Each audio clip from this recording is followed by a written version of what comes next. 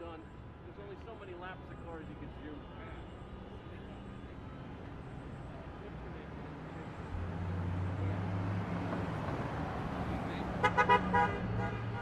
Oh, okay. Okay.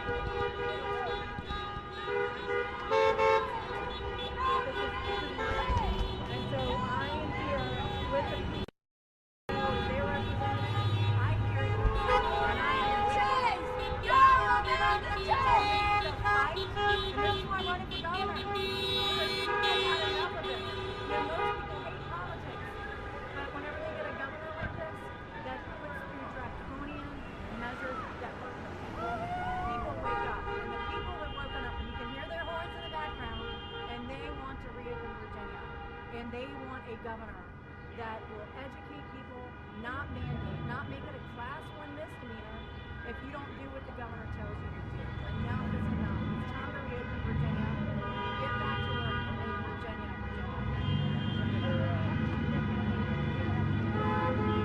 Chase for governor! Go Chase!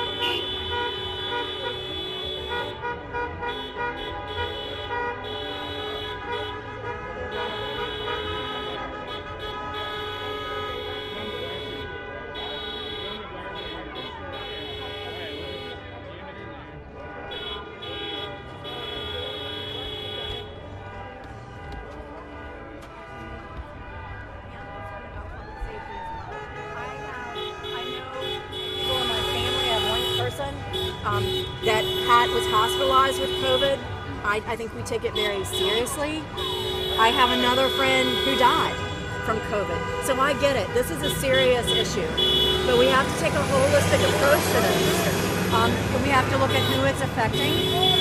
Those who have the higher comorbidities or at higher risk should quarantine. They should stay at home. But those of us who are healthy individuals that can get Virginia back to work and continue the wheels going during this difficult time, we should continue to make sure that we don't create a government-induced recession, because that's what's happening right now when we completely shut everything down other than those businesses that the government deems as essential. So that's what I have a real issue with, is why is this governor picking the big boxes and saying it's okay for them to be open but not the little guys? I think that's where we have a lot of the issues. It's more in the inconsistency. Inconsistent policies. In other words, I can go to the ABC store, I can go to the supermarket, I can go to Lowe's, and the parking lots are packed. You go inside, it's packed, But that's been going on throughout this entire executive order. But you go to a small business and they're not allowed to do the same thing. It's just an inconsistent policy that's really just hurting our small businesses. And they're not allowed to provide for their families, but the big boxes are. It just doesn't make any sense to me. Thank you so much. You're welcome. Senator, I jumped in late here, and I know you kind of added the caveat in your post this morning, but of course the governor has said he's hoping May 15th, back when this was first formed, there was no potential reopen date. So what is your message to the governor at this point with the tentative reopen date, what you would want to see from him? So what I would say is that on Monday, the governor has changed from last week when his commissioner said that we would be in phase 1 for 2 years. That's what they were saying last week. We're saying now in phase 1, it's going to be 2 weeks with the reopen of Virginia next Friday. the 15th, that's whenever businesses can get back to work. I heard very clearly he said maybe. And so today's rally is to say we want that maybe to be definitely reopen Virginia. We need to take a holistic approach to this coronavirus. We need to honor the CDC guidelines. And what my biggest concern has been this whole time is that we need to finish reopening all of Virginia. Big business is already open. They've been open during this entire coronavirus, and they've been allowed to go to the Lowe's parking lot, go to a grocery store. We're starting to see it more now, but it used to be there was no social distancing in there, no mask, none of that. And so what I'm saying is this has been going on this whole time. We need to allow the small businesses to implement the CDC guidelines, use their best judgment, give people the choice to open their business or not. It is a choice that they should be able to make at this point. And that's what the message here is today. We want them to keep their word, don't continue to keep moving the deadline.